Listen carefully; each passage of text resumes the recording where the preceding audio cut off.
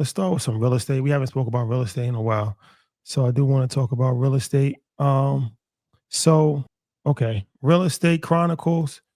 You know, if you've been following the journey, as far as been pretty transparent about this real estate debacle that I got myself into a few years ago, as far as building a home. Highly don't suggest it to anybody. Highly unsuggestible, Mm. but it's a learning process for sure. So one thing that I actually did learn, that I think I was talking to Troy about it, and I think is helpful to actually share the information, is that so a lot of times what contractors do is that they make money on a few different ways, but they make money on the markup of things. So it's like if you're buying flooring, right? Let's say hypothetically the flooring costs $20,000, and well, they get discounts.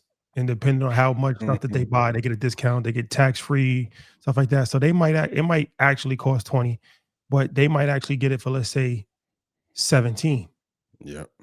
but they'll charge you 25. So they actually making almost, because who's really going to check every single thing to see? And it's not too far from the actual truth. So it's not like they charging you 60,000 where you're going to actually investigate it, right? They charge you 50, they charge you 25. You're like, all right, even if they got, with taxes, but you don't know if they actually got discount, you're not even paying taxes. So they actually making almost an $8,000 spread on that. A small vig, but it's a vig nonetheless. Adds up though. It adds up over you. Yep. Adds up. So one of the things that I was, like I said, I was talking to him about it. And one I do, I got a contractor that I've developed a relationship with, good Palestinian brother. And I appreciate him because what it's kind of annoying at first, but it's kind of fire. Cause I've turned into like the leg man on, like I'm going with him every single where Hmm. to buy it. But I appreciate it because I'm seeing in real time. He's showing me like, all right, this is the discount, da da da da, and like I just paid with your credit card. So he's not getting any markup on it. Like I said, it's a little annoying because I've turned into a general contractor. Like I'm literally Gotta invest your driving time. Yep. 45 minutes on a Saturday to go to flooring and decor in Connecticut. But I'm seeing now, I'm like, oh wow, I didn't even know that they didn't have to pay taxes. I didn't know that. Hmm. Mhm. So I'm like, well, that's actually pretty insightful. So I would highly recommend, if you're building a home, or if you're dealing with a general contractor, if they're not going to take that route and you're actually not going to go there, which, show the receipt before reimbursement. Show the receipt, Hmm. because the just trust me game. And like I said, it adds up. Restage. 8,000 here, 7,000 here, 4,000 here. Hmm. Before you know it, They put you their don't kid through spend college. 100%, Hmm. 100%, Yeah. 100%. No, it's filthy work. And I think one of the beautiful things is that, like, the things that he's dealing with now, I've kind of dealt with it as well. Just in my own way, right? And so what I actually did, and this is interesting too, and I'm sure there's plenty of people out here. I just went to Home Depot because that's literally what happened. Not his contractor, although I have worked with him. Another contractor actually uses discount for my windows, and if you know windows, they could be extremely pricey and they could get delayed.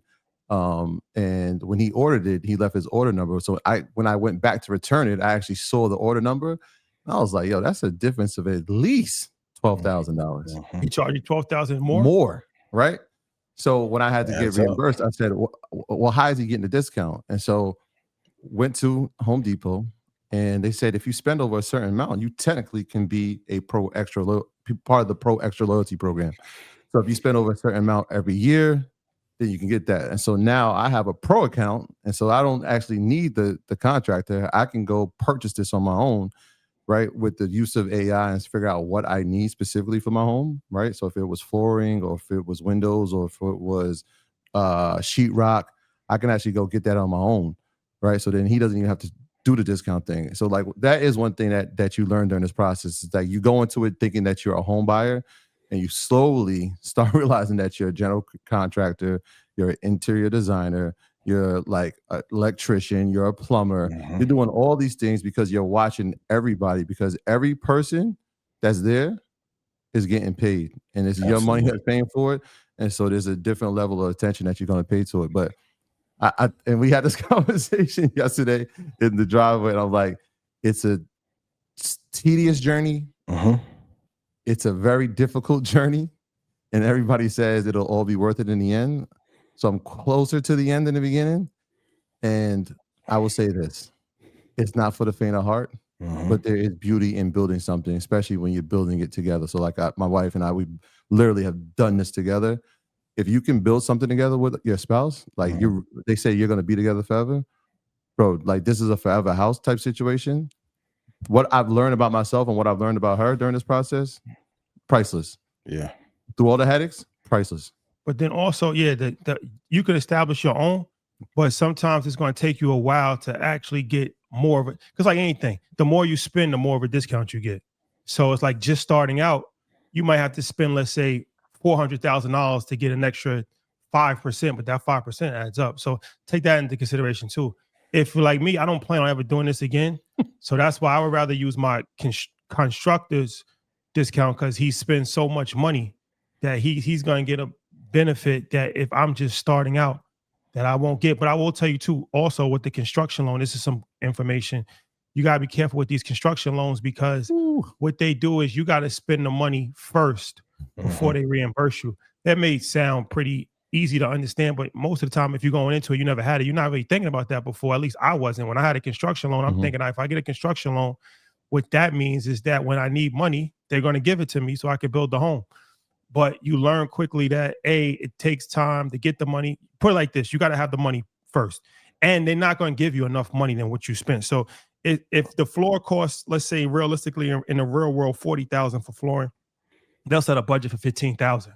So they're not going to give you like exact. That's why going to China was helpful and beneficial. But man, that's something that you really got to think about too with these construction loans.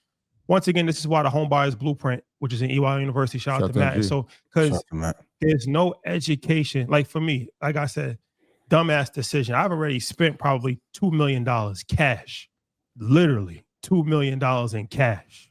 That's a dumbass decision. Man.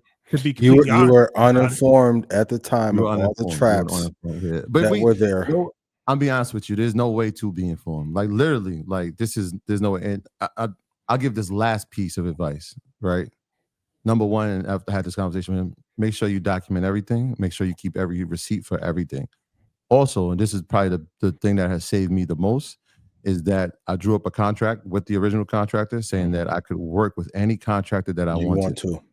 Right. And that was vitally important, right? Because that says that if I don't like the service that you're providing, right, I can go elsewhere and seek the service. Here's how that's helped me in a couple of ways. Number one,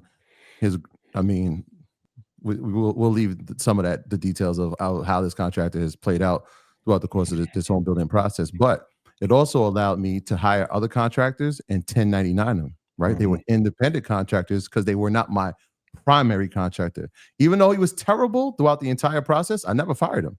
Yeah. So technically, he's still on the insurance for the home. Everybody else that I hired is now 1099, right? So if I paid them out of my business, it's a 1099 contractor. Now I can save on my taxes. So that actually helped me. So if you're going to go into this process, like I said, you could, and the Home Buyers Blueprint is a great place. You're going to have to learn things as you go. You're going to have to be patient. You're going to have to be diligent, right? Because no one has your best interest except you. Yep. You got to keep that in mind. This is an investment. Obviously, it's an investment for. He said how he felt about his investment. I've shared how I felt about mine, but it's still a learning process. And so the knowledge that we're getting, the information that we get to give back, man. So if we can help throughout this process at any point, we're gonna make sure we do that. So those are some little. But tidbits. You can 1099 your contractor too, though, because I 1099. That's another thing. This is some other information for you. When I fired my contractor, the first one, I hired a new contractor, but I had my lawyer draw up a contract. Always have your lawyer draw up a contract, even if they have a contract. Never give it to your lawyer and go through it and put things that you want into it. Don't just sign something because it's a standard agreement. And so long story short, I 1099 my guy as well. But it's all negotiable. Whatever that's the thing. It's all negotiable as far as how you handling the business, but make sure you got a good lawyer. That was another thing.